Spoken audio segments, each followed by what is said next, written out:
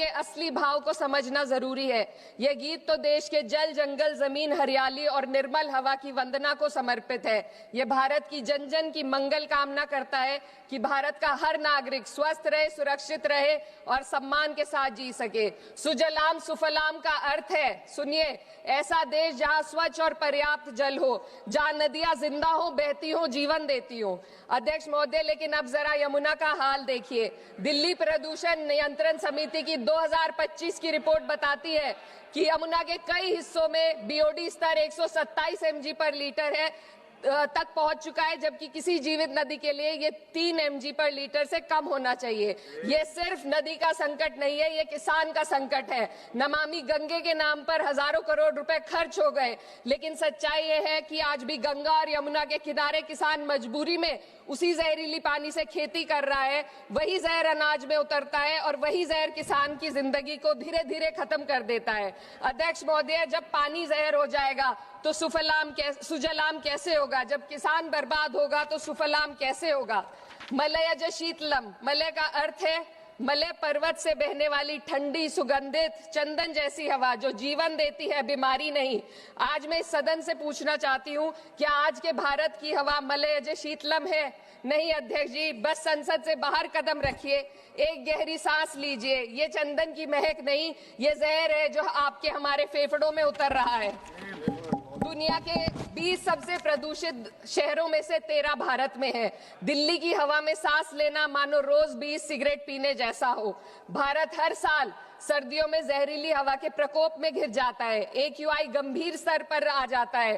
ठंडी हवा का सपना अब गैस चेंबर की हकीकत बन चुका है। हम वो देश हैं जहां सरकार प्रकृति पर बने गीत का मान मर्दन तो करती है, पर उसी प्रकृति, जंगल, हवा, पेड़ को बचाने वाले कानूनों को धीरे धीरे खुद ही खत्म कर रही है। ये है आज के हमारे मलयज शीतलम की अफसोसजनक सच्चाई।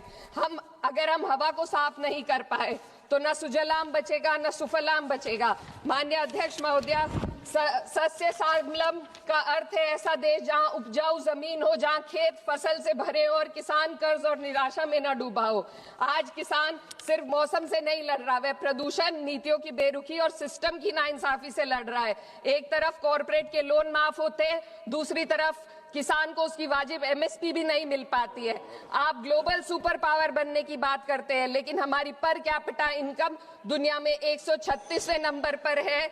हम अपने छोटे पड़ोसी देश से भी पीछे हैं। हमारे लोग $2500 तक भी नहीं कमा पा रहे एक साल में, और जिन अरबपतियों की ये रक्षा करते हैं वो इतना पैसा एक सेकंड में कमा लेते हैं। आज वंदे मातरम को बुनियाद बनाकर राजनीति की जा रही है, लेकिन जमीन पर जंगल पूंजीपतियों को सौंपी जा रही है। आदिवासियों को उनके घरों से उजाड़ा जा रहा है।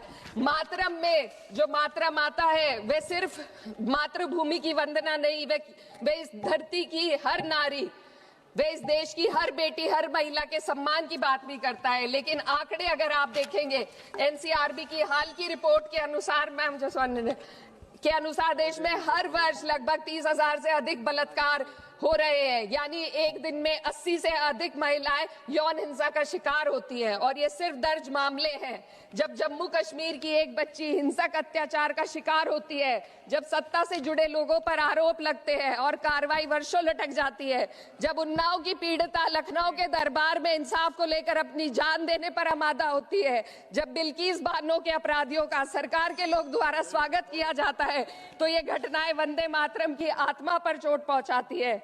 मैं अध्यक्ष महोदया बस यही कहना चाहती हूँ अपनी बात को अंत में रखते हुए कि वंदे मातरम सिर्फ अतीत की ललकार नहीं, ये वर्तमान की जिम्मेदारी है। ये आत्म मंथन की घड़ी है। यही समय है कि हम वंदे मातरम को सिर्फ नारा नहीं, नीति और जिम्मेदारी बनाए। और अपने जज्बात को मैं आलमा इकबाल साहब के तराना हिंद के साथ इस सदन में रखना चाहती हूँ कि सारे जहां से अच्छा हिंदुस्तान हमारा, हम बुलबुले हैं इसके, ये गुलसिता हमारा, मजहब नहीं सिखाता आपस में बैर रखना, हिंदी है हम, वतन है हिंदुस्तान हमारा। श्रीमती लवली आनंद।